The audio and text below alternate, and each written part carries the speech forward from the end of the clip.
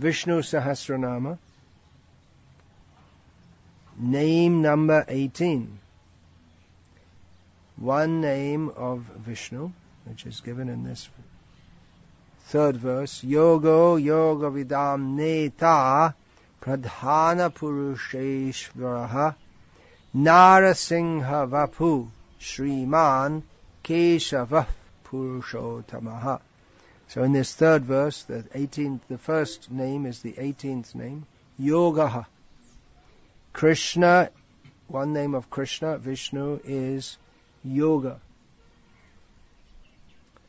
As we learn from Srimad Bhagavatam, Vasudeva para yogaha, Narayana paro yogo, yogaha, it would be, if we take it out of the verse. So, Vasudeva, Narayana is yoga, is the supreme yoga. What does that mean? Yoga, we generally take this to mean linking. Yoga yuktir, yoga yuktihi, we find that term in Bhagavad Gita. So, it also means the means, or the method of achieving something. So that's another meaning. And other meanings are fitness, in the sense of yogyata, to be fit for something, or eligible for something. Remedy, these are some different meanings. So the name of Krishna, Yoga, means that different commentators have analyzed that everything is possible only by Krishna. That's why we may say, I will do this or I will do that. But actually everything depends on Him. Which is why in Islam there's the saying, Inshallah. I will do this or that, Inshallah. If Allah allows it or so desires it. So, the yogis, they attempt to become liberated by performing yoga, but ultimately it depends on His grace. And therefore Bhakti Yoga is in all ways the best process of yoga, because the ultimate goal of yoga is Krishna, which is another reason why His name is Yoga. He is the actual object to be linked with. The other yogis, they don't really know what they're supposed to be linking with even. So, as the great sage Stephen Covey says, start with the goal in mind. You should know where you're aiming for.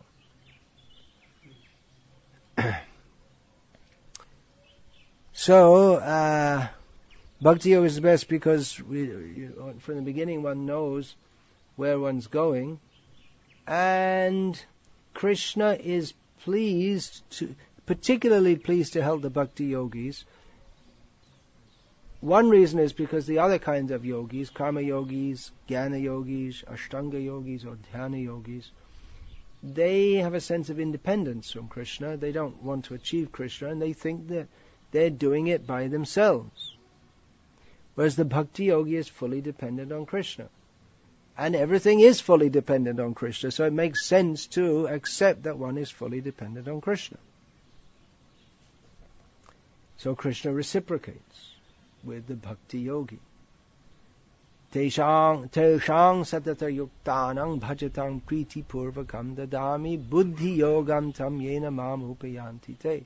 Krishna helps those who are very sincere and serious to serve Him. And He also helps those who are not sincere and serious to serve Him, but they don't get the same result because they don't desire it.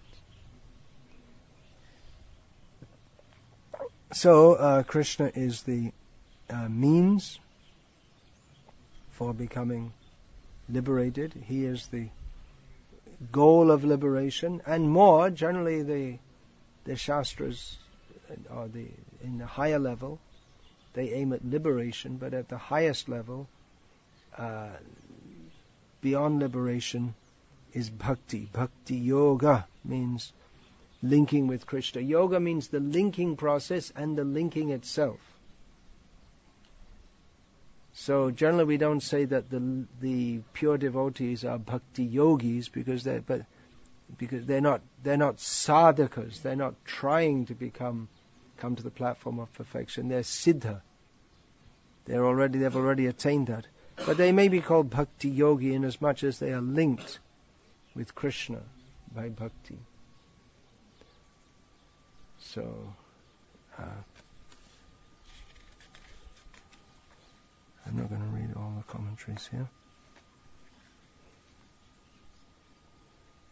Baladev Vidyabhushan says that Bhagavan is called yoga because the devotee's mind becomes one with him when the devotee meditates on him. In other words, one becomes so much absorbed in Krishna that one is not thinking of anything but Krishna, so one is fully linked with him.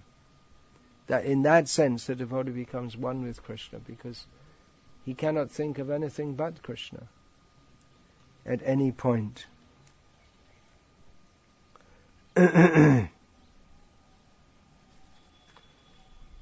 Then, name 19.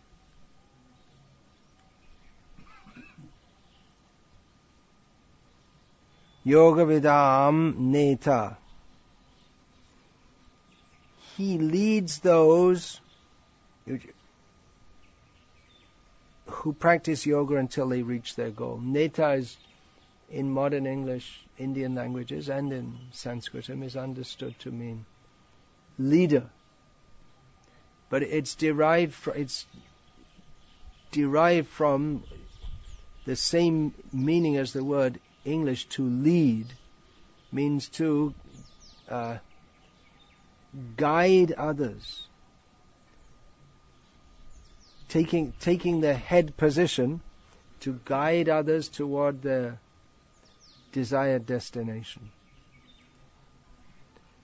So he himself is not practicing yoga, but he leads those who practice yoga toward their goal and takes them up to their goal.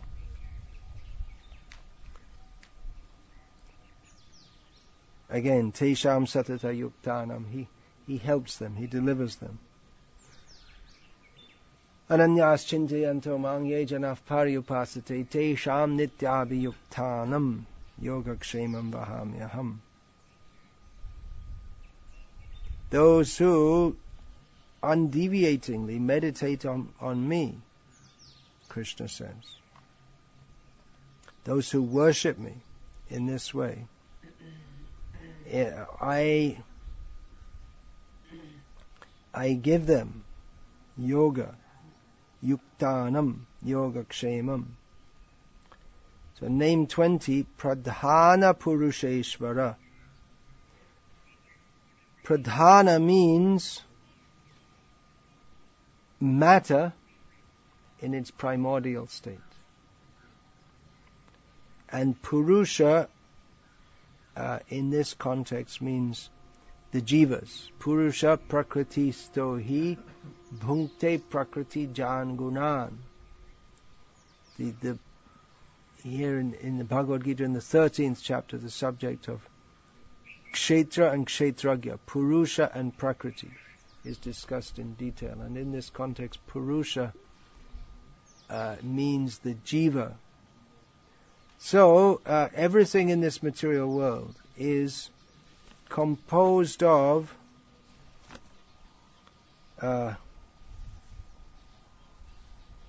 Prakriti and Purusha, or matter and the jivas. And Krishna is the Lord of both. Prakriting Purushang Chaive Vidhyanado Ubhavapi. Krishna says, I am the master of both of them. So everything in existence in this material world is produced from raw matter, and animation is there because of the contact with the jiva, with the living force. But above them all is Krishna. Now, so it means he's the controller. So other meanings, Pradhana also means chief. So we can say that this name could also, I don't see that any of the commentators have given this meaning, but I don't see why it can't be given. He is the chief of the purusesvarahs. In other words, there are many leaders of the people in this world, but the chief of all of them is Krishna. He's the Lord of all of those who are the lords of others. Ishvara Parama Krishna. Srila Prabhupada, in explaining this verse, he would often say that there are many controllers in this world, but the supreme controller above all of them is Krishna. So that's Raja Rajeshvara, the king of the kings. There are kings of kings. An emperor is called there may be many sub-kings, and above them all is one emperor, but above them all is Krishna.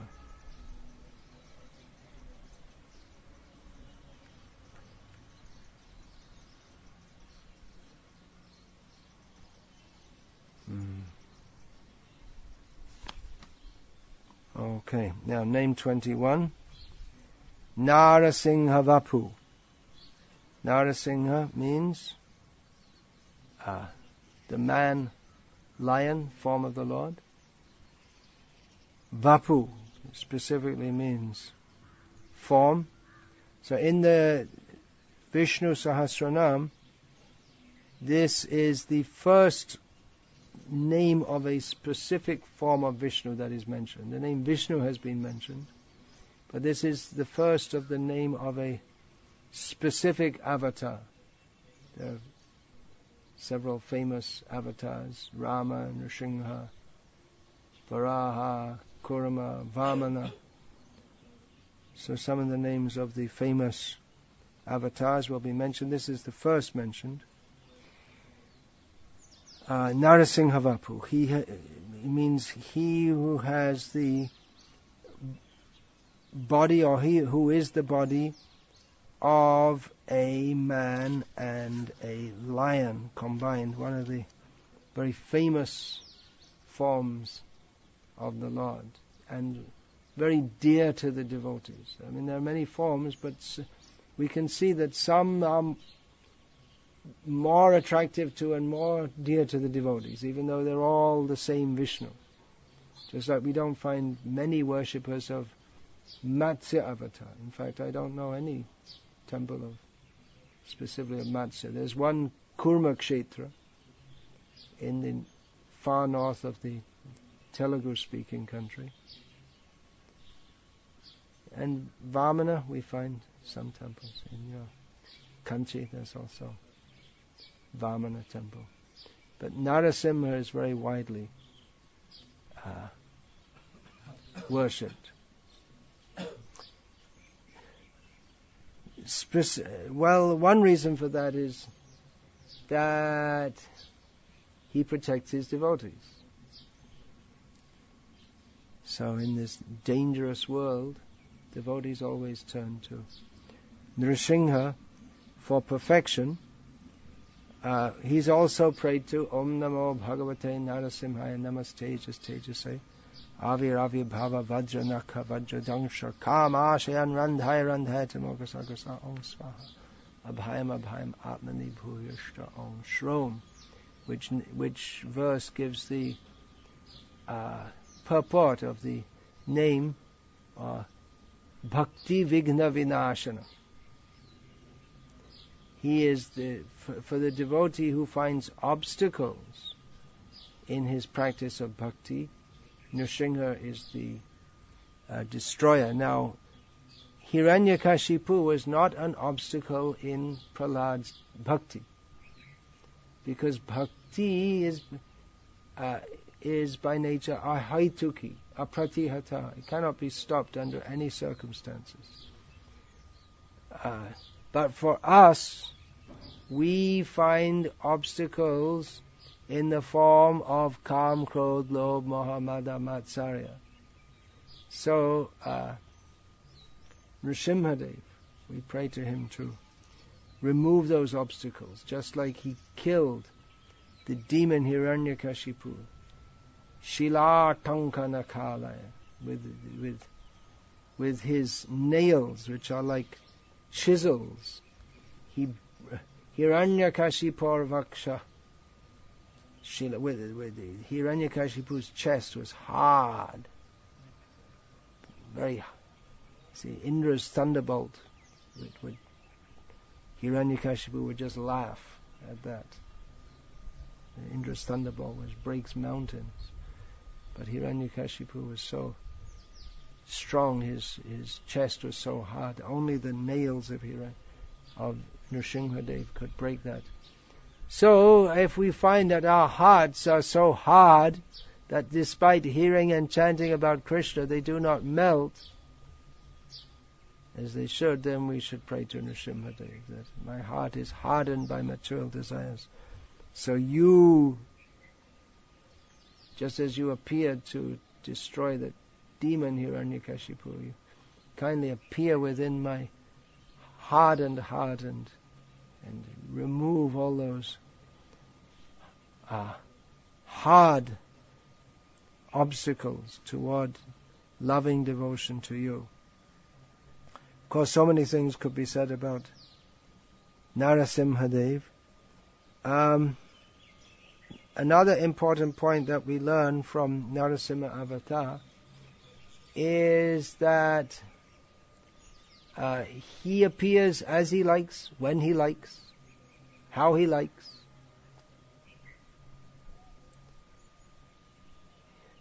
He is as Vamana. He's born as the son of Kashyapa and Aditi. As Rama, he's born as the son of Kaushalya and Dasarath. Sutapa and Vrishni, the Prishnigarbha, he appeared as their son. Vasudeva and Devaki. Who's the father and mother of Narasimhadev? The pillar. He appears as. He really doesn't have any father or mother, but so he just appeared. He wasn't a scheduled avatar, but he just appeared. Okay, I had enough of that rascal Hiranyakashipu. Time to rip him to pieces. Also, his form is unpredictable. Who will imagine that God will appear as a fish or a hog, or in this case as a half man, half lion? Who would imagine that there is or could be such a form?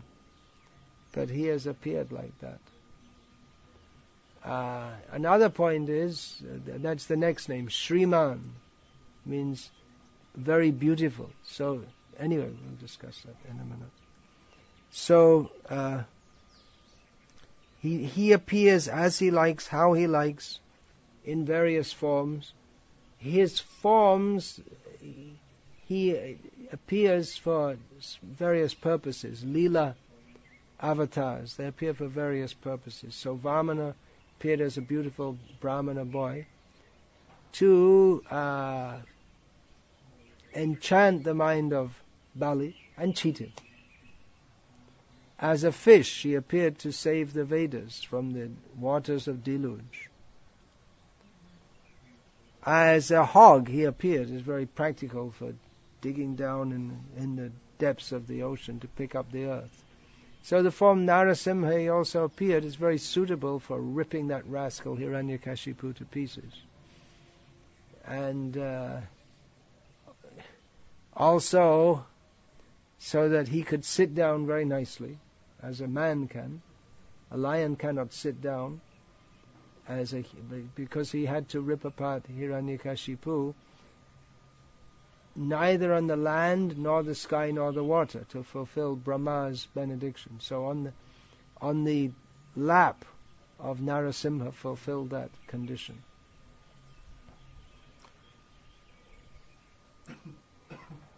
His forms are all divine. They remove the fear of his devotees. They're divine. They're not subject to what we think God should be. We think, well, God should be like this, or God. From time to time, you'll see in newspapers or magazines, they do some survey. Well, what do you think of God? And someone says, well, I think God is blah blah blah blah blah. But he's not subject to what we think he is or he should be. He is as he is, according to what he likes to be. And devotees accept him as he is. There's this saying, you should be what you are. Just be natural, be as you are. But it's not possible in the material world, because we're all imitating the position of the enjoyer. He's the supreme enjoyer. As he likes, as he desires, he takes various forms. If he wants to be a fish, he's a fish.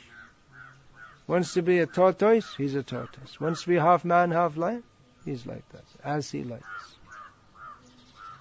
But he appears in this world not simply selfishly, but specifically to benedict his devotees. Every one of his forms is fully transcendental, all auspicious for the world. Although in most forms he doesn't. He only exhibits power according to the need of the situation. Even as Krishna, he lifts up the Govardhan hill.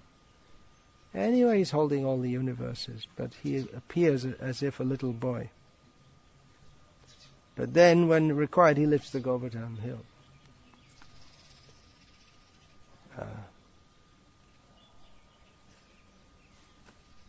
So there are so many points to be understood about him. He appears in this world. See, the names up to date, they've been talking about various qualities of the Lord, but here we're talking about his specific appearance. It's to be understood that he appears by his own will. He's not forced to appear as we are. We come in this world in various situations according to our previous activities, but not he. Not he. He's not under the rule of karma. Namang karmani limpanti, as Krishna says in the Bhagavad Gita. Janma karma chame divyam. Krishna's appearance and activities are all transcendental. So the next name, Sriman. Shri means beauty. So he's very beautiful. Nrsimhadev, it might appear that Nrsimha is not very beautiful. All blood everywhere. Yeah.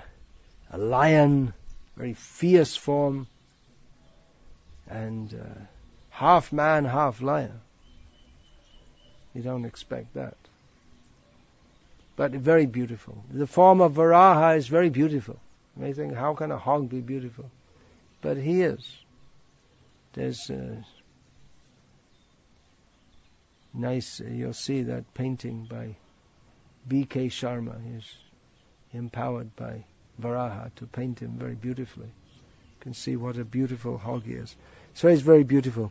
Shri, of course, also means Lakshmi, means Radha.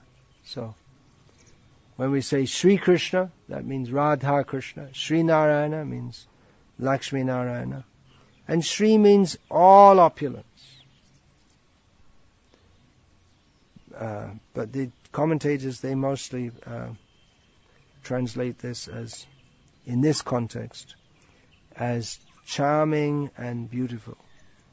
So all his forms are very beautiful. The next name, Kesavah. This is the first in the Vishnu Sahasranama, This is the first of the primary names of Krishna being given. Actually, all names are names of Krishna. You should all worship Shiva, Indra, Brahma, Chandra, Vayu. They're all names of Vishnu.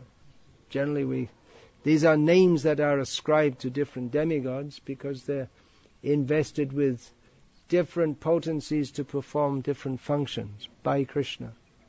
But ultimately these names are all names of Krishna.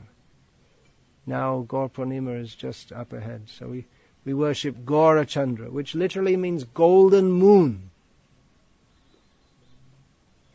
But we know this means it's not just the golden moon. The moon is golden and shining on the Purnima night. But the real golden moon is Gaura Chandra, Chaitanya Mahaprabhu. And this moon is allowed to be moon-like and beautiful just as a tiny reflection of the original beauty of Gaura Chandra. So it's not that Chaitanya Mahaprabhu is like a moon, but the moon is like him. This is how we should understand the name Gaura Chandra. So Kesava is the first of the primary names of Krishna. The names that are used specifically for Krishna, Kesava, Madhava, Govinda, Gopinath, Gopal, Krishna, Hari, Shyamasundara. These are all principal names of Krishna. And the first that appears in this Vishnu Sahasranama is Kesava, which is generally understood to mean one who has beautiful hair, Kesha. It also means the Lord of Brahma and Shiva. It means that Ka means Brahma, Isha means Shiva. So Kesava means one who captivates them by his attractive qualities, or who subdues them. This name Kesava will come later in Vishnu Sahasranam also. It said Kesava Keshiha Hari. So Kesava also means the killer of the Keshi demon. Now the next name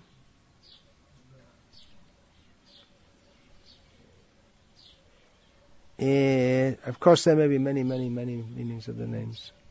The next name in the Vishnu Sahasranama is another common and important name, Purushottama, and in many ways it is the most important name. Because, what is special about Krishna? Everything's special about him. He is, Purushottama means the supreme person, or the person, the Purusha who is above all other Purushas.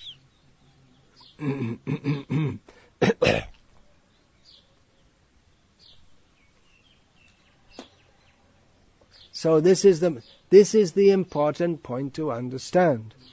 Krishna is the supreme personality of Godhead. This point is to be understood. Who is Krishna? Why are we talking about Krishna? Why are we chanting the name of Krishna? Why are we worshipping Krishna? Why are we exhorting others to do so? Because Krishna is the supreme personality of Godhead. That is our constitutional position, to serve him. So simply this point has to be understood. It's the most important name in many ways, especially for the conditioned souls.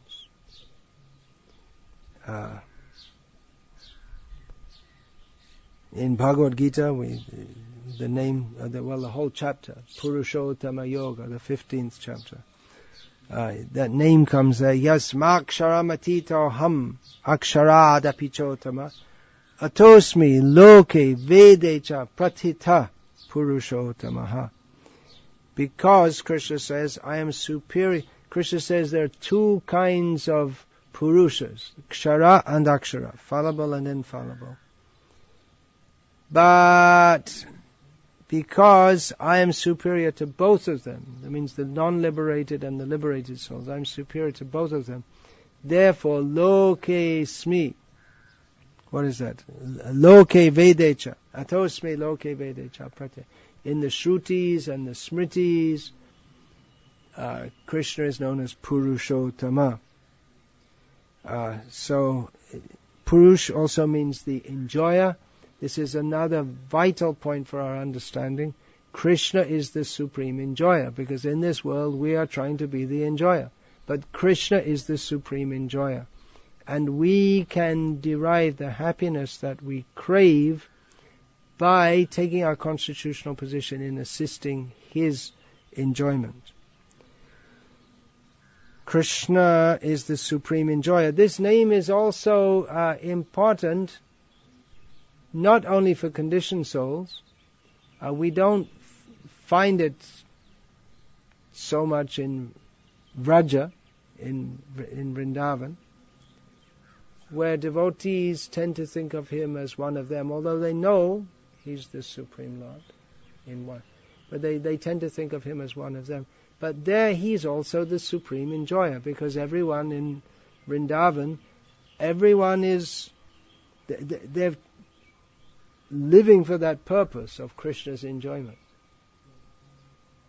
So all the residents of Vrindavan, although they're very simple village people, but they're expert in making arrangements for Krishna's enjoyment in all kinds of ways, offering nice foods, playing with him, sometimes arguing with him and fighting with him,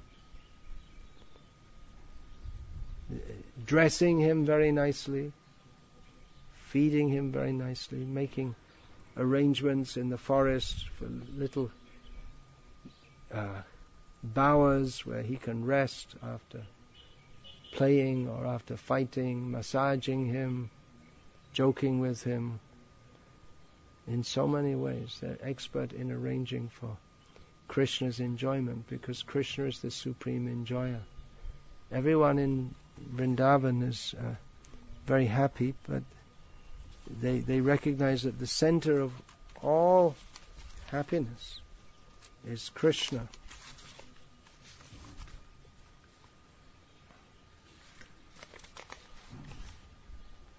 Jagannath in Puri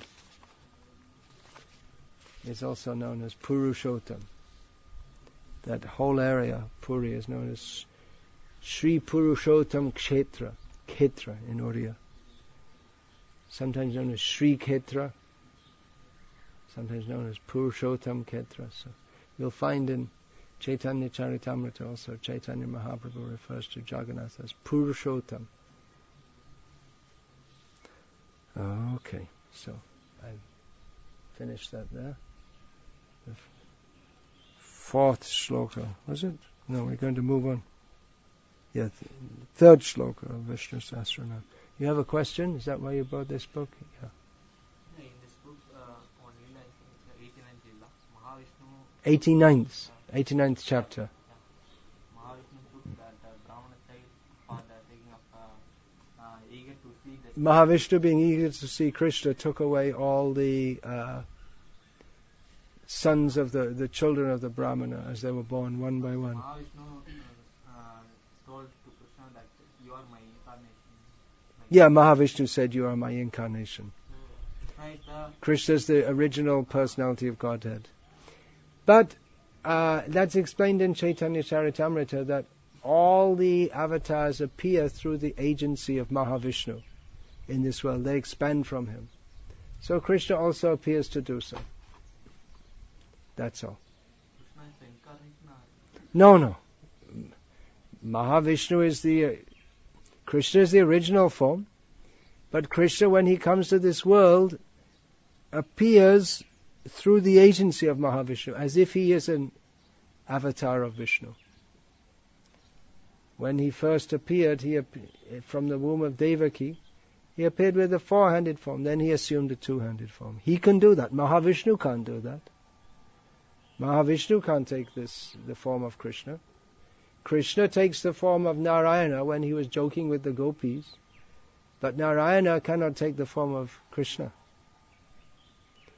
But he observes the system that he himself has set up. He appears as if an avatar of Vishnu. That's important also for people to understand his greatness.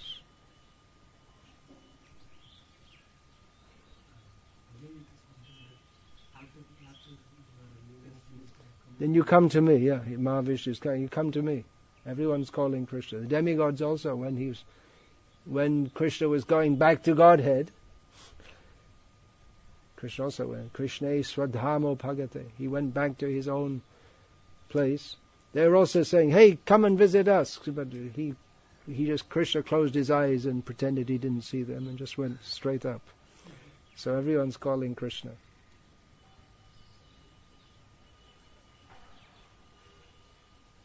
When we address, like in South India, they will address Lord Narayana as Sriman Narayan. Sriman Narayanam Devam, yeah. And then we address devotee as Sriman. There's Sriman and Sriman. Yeah, there's a difference. Sriman is for the Supreme Lord. Sriman, Srimat. Actually, it's Srimat, but then it becomes Sriman with Narayana. So there's a different grammatical form. One is suitable for Vishnu and one is suitable for everyone else.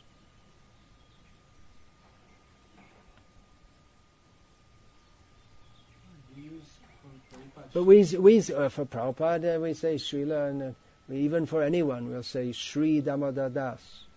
In common usage, Sri anyone, Sri Bharat Gupta.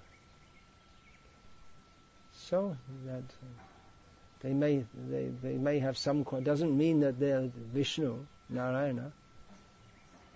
But whatever qualities in this world are there, they expand from Vishnu. So we say like that. In South India they say, in Tamil Nadu they Thiru, same thing, means Lakshmi, right? So it means that they're to some extent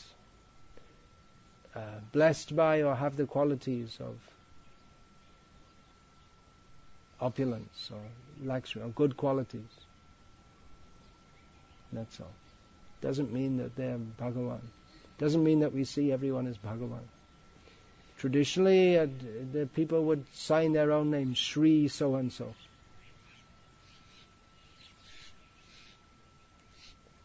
So, that's a cultural usage, yeah.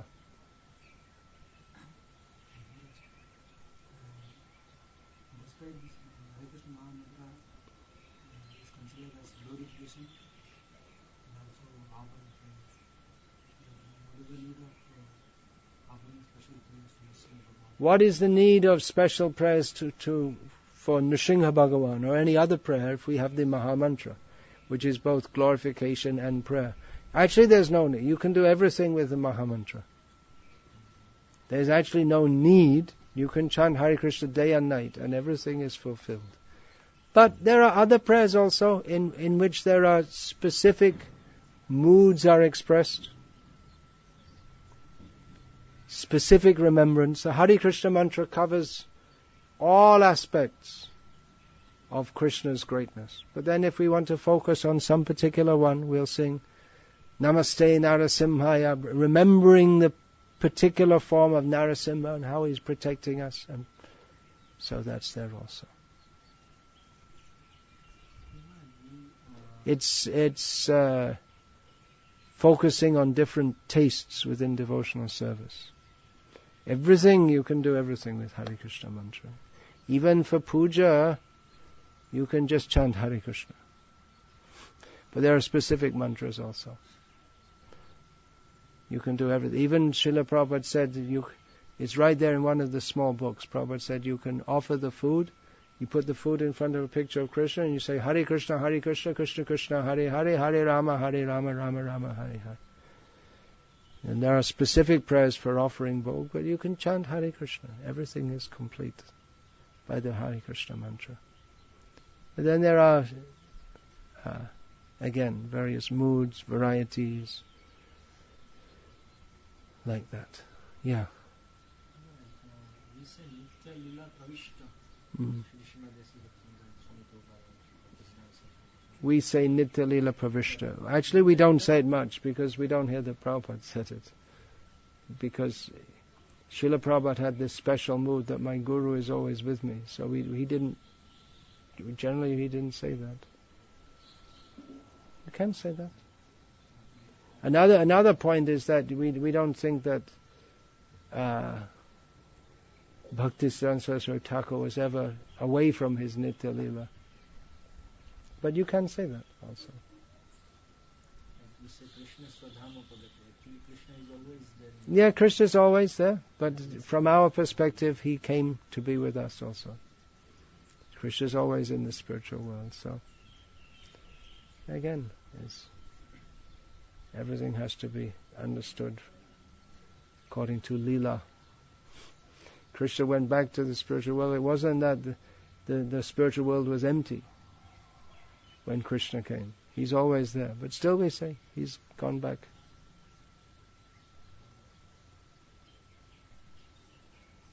Once he gave a lecture about Jnana Yoga in public program.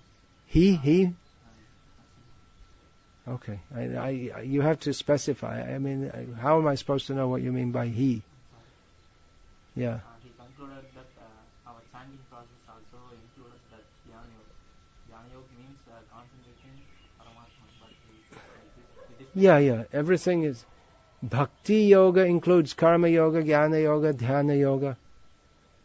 Karma means sweeping the floor. That's karma, is it not? You're doing for Krishna. So it's karma within Bhakti Yoga. So it's Karma Yoga. Jnana, you study about Krishna. That's within Bhakti. That's Jnana Yoga. Dhyana Yoga, you concentrate, meditate on Krishna. Everything's there in its perfect form. Bhakti Yoga includes all other forms of yoga in their perfection. The Bhakta is the best Karma Yoga, best Jnana Yogi, best Dhyana Yogi. Jnana Yoga means concentrating the form of the Lord.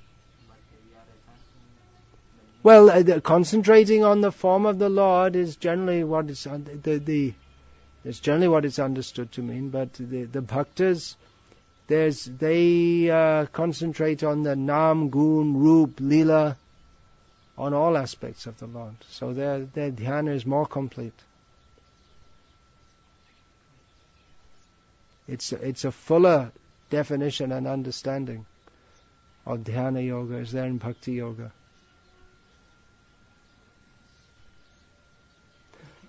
Hare Krishna.